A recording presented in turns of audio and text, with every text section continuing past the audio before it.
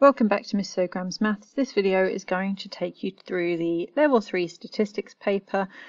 This is a practice paper for applied probability distributions in solving problems, usually referred to as the distributions paper. So question 1.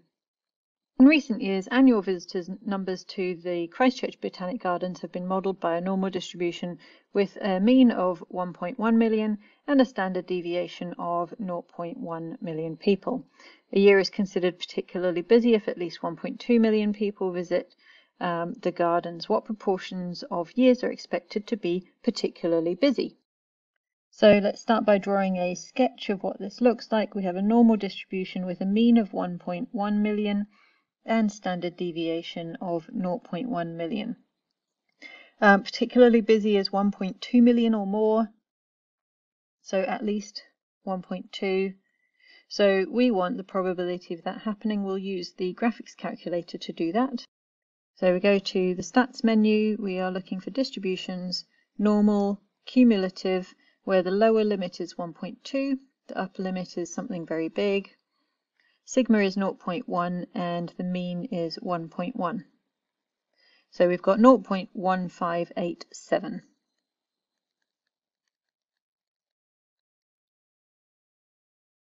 Then, given that a year is particularly busy, find an estimate for the chance that at least 1.25 million people visit the Botanic Gardens. So this is a conditional probability. So what's the probability that it's greater than or equal to 1.25 million, given that it's very busy? So that is the probability of it being greater than or equal to 1.25 million in a year that's very busy, or particularly busy we should call it, that's how they've referred to it, divided by the probability of being particularly busy. So for this we'll need the probability that it goes over 1.25. So that top bit will be, if we go back here and we put the lower limit as 1.25, then we get 0.0668. Let me just check that wasn't, yep, okay. And divide it by the probability that we found of being a particularly busy year, which was 0.1587. That comes to 0.421. Now, what is the chance in the next 3 years that the annual number is below 1 million? So first we want the probability that x is below 1 million. So we're doing our 1.1, sigma is 0.1. What's the chance that it's less than 1? So on the calculator we're going to go to our stats menu again. We should have everything sitting in there ready for us, but this time our lower limit will be 0. Because we can't go below 0 on number of visitors. The upper limit will be 1, and so we get 0.5187.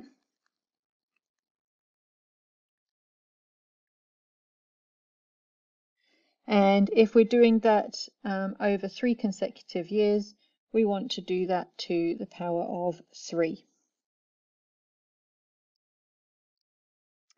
What's the interquartile range of the annual number of visitors to the Botanic Gardens? So the interquartile is when we're looking for the middle 50%.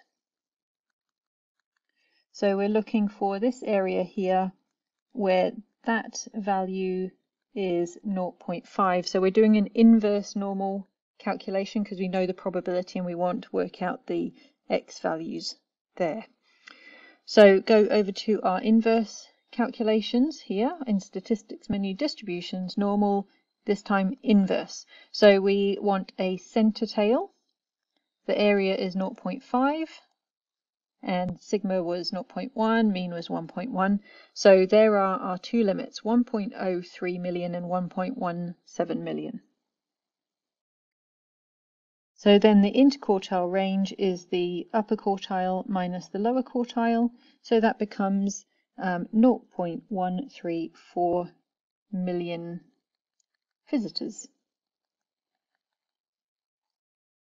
Then we have that before the earthquakes, the annual visitor numbers could be modelled by a normal distribution again, but this time the mean was 1.4 million, and there was a little more variation in the annual visitor numbers, so the standard deviation wasn't the same. Under this earlier model, 90% of the years were considered particularly busy. That is at least 1.2 million. Right, let's pop that onto a diagram. So we've got a new average of 1.4. We don't know what sigma is yet. We know that it's a little more variation than the 0.1 that we had. On this model, 90% of the years were particularly busy, so above 1.2. So 1.2 is here, and this area would give us 90%, so 0.9. Then what we're asked to do is what proportion of the years would have at least 1.5 million visitors. Now we can't work that out until we know what sigma is. So our first job is to calculate sigma. So if we were doing this on the normal standardized curve, then we would have had a mean of 0 and sigma would be 1. Now we got to work out what z value would go here so that we had this area was 0.9. So on the graphics calculator, we go to our inverse normal. Oops. So distributions, normal, inverse normal there. This time we have a right tail with an area of 0.9. Sigma is 1 and the mean is 0. This would give us a z value of minus 1.28. So this value over here, right there, z equals minus 1.28. Now remember on your formula sheet above the table for the normal values, which we don't really use if you've got a graphics calculator, you've got the formula that links x and z. So z is equal to x minus mu over sigma. So we can now put the bits into that formula that are equivalent. So that minus 1.28 is the z part from here. And in the same position on our x curve, we have 1.2. So that's the value there, 1.2 for x. The mean was 1.4.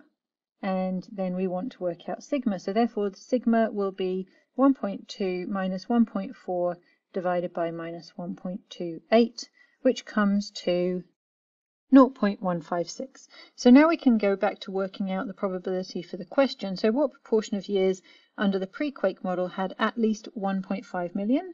So greater than or equal to 1.5 million. So this will be, if I go for 1.5 here, what's the chance of being greater than that? So pop it into the calculator like so. And we get 0.2608.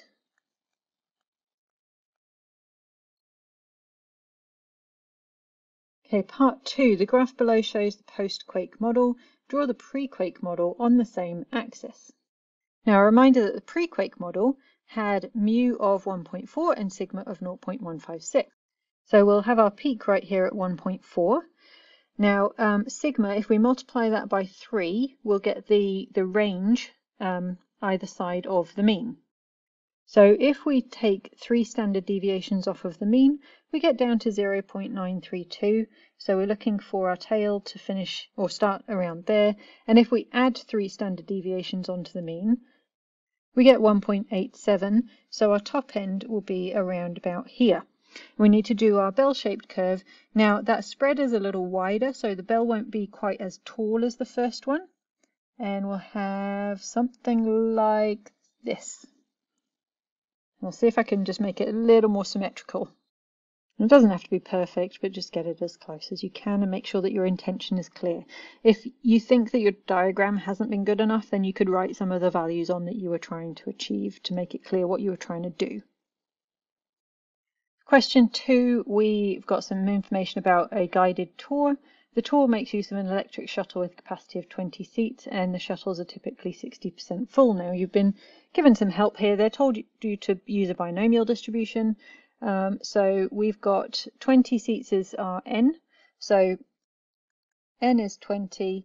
model the number of visitors in a particular shuttle, estimate the proportion of shuttles that are at least half full. So the probability is 0.6 of each seat being full.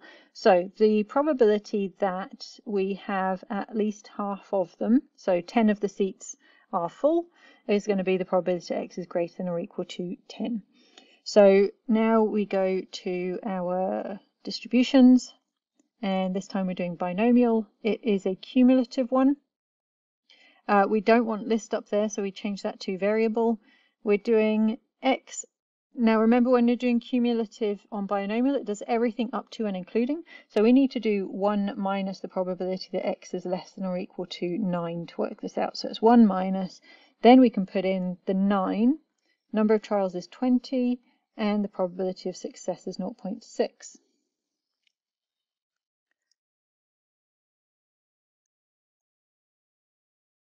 Giving us our final answer of 0.8725.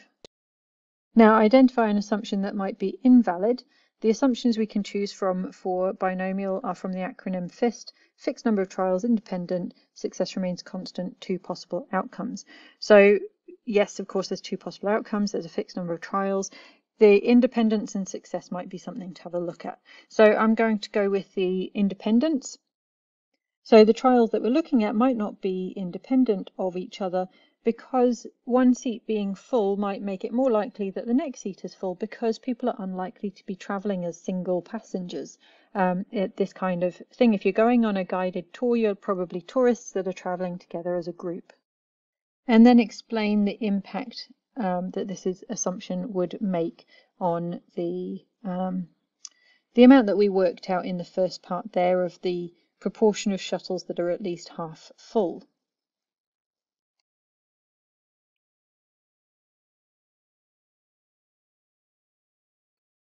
On part B, we've got some data collected about the number of visitors entering the visitor centre in 1 hour intervals over the last several weeks. We've got a total, which is handy, so we don't have to work out that total ourselves. 561 visitors entered during this time. Now on those bars, I've just written the numbers that I'm reading off of the graph for how many is in each bar.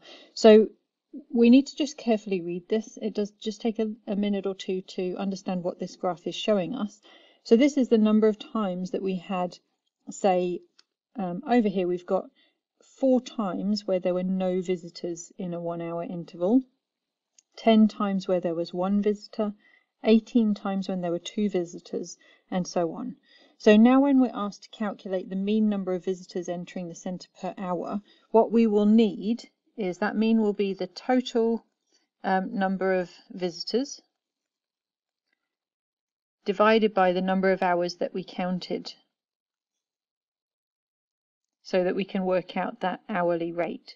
So the mean number of visitors entering the centre per hour. Now, the total number of visitors we were given was 561. The number of hours will be all of these numbers added up, because that's counting how many hours we had where there were that many people in. So if we add up all of those counts, we'll know how many hours were counted. So if you add up all of those numbers, you get a total of 140 hours. So we do that 561 divided by 140, and that comes to 4.007 visitors on average per hour.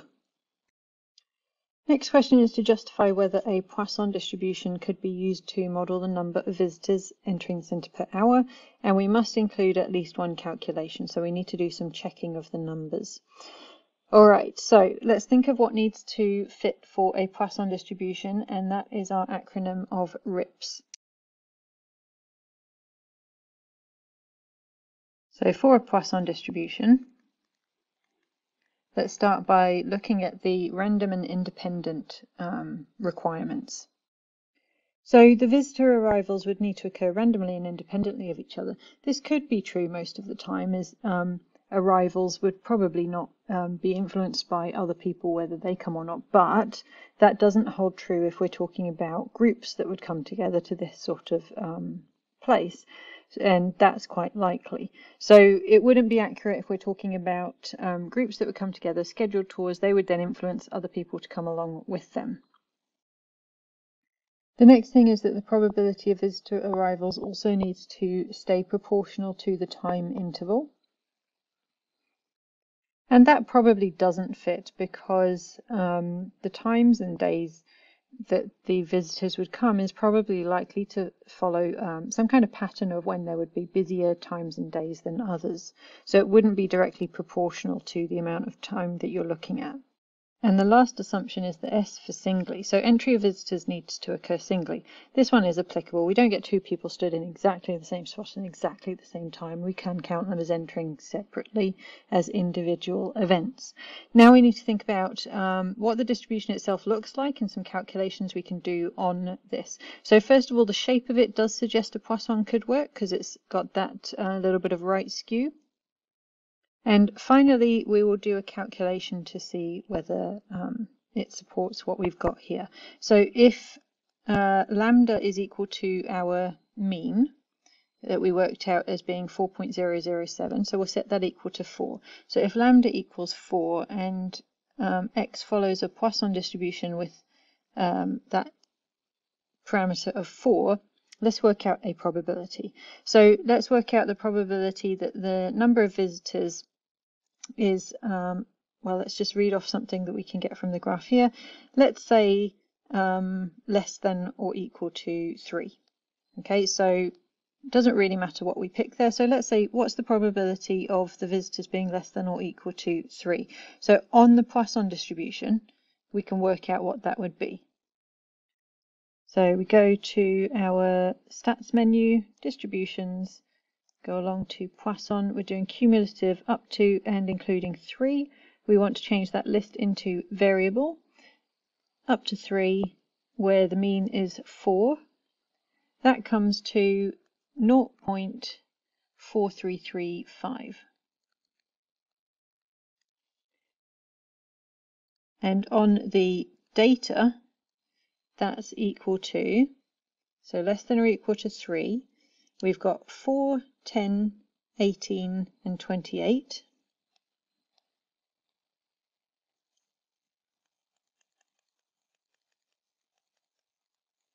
Divided by our total number of hours, 140, which comes to 0.429. So it is actually quite similar. It's close to that 0.433 that we had there.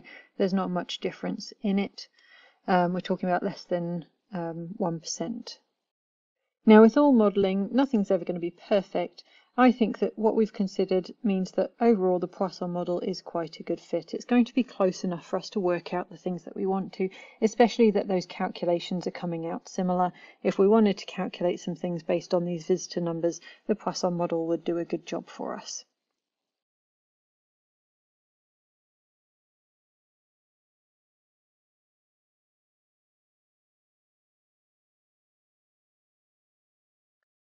Now on part 3, we are looking for the probability that no more than 30 people enter the visitor centre during an 8-hour shift.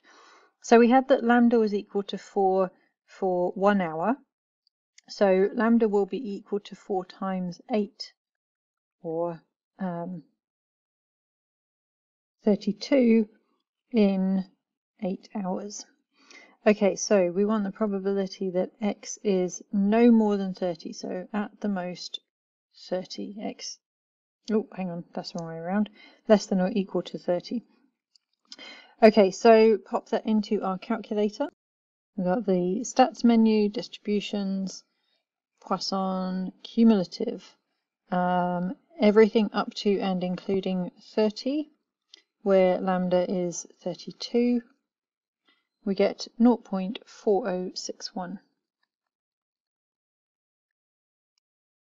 And then the assumption that we needed to make there was that that rate remains constant throughout those 8 hours.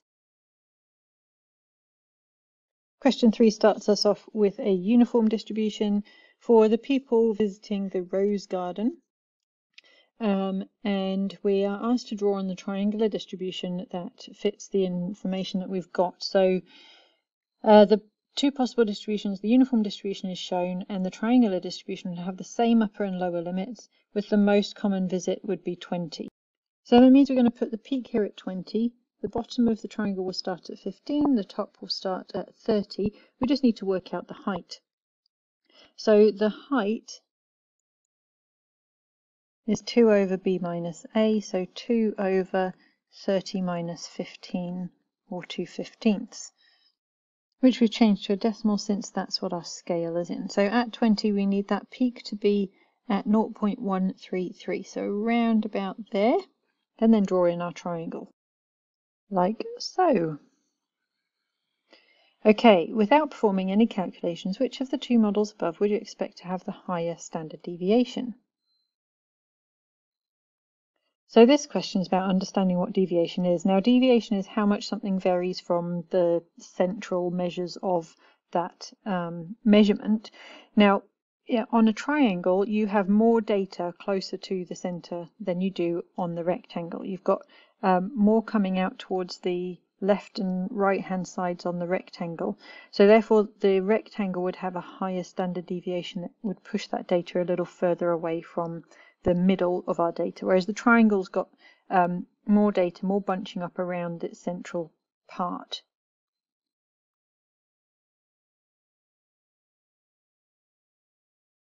Right, compare the estimated proportion of visitors who spend more than 25 minutes on these two models.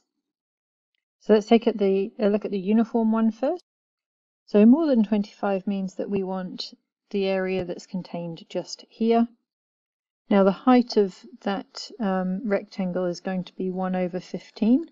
So we'll do 1 over 15 multiplied by 5 from 25 to 30. Okay, and that gives us 1/3. On the triangular, we look for the same probability.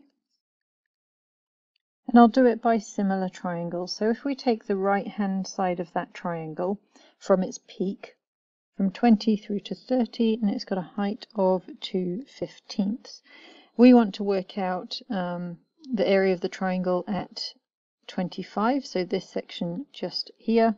So that's proportional. Since we've halved the base, these are similar triangles, we'll halve the height as well, so that will also be 1/15.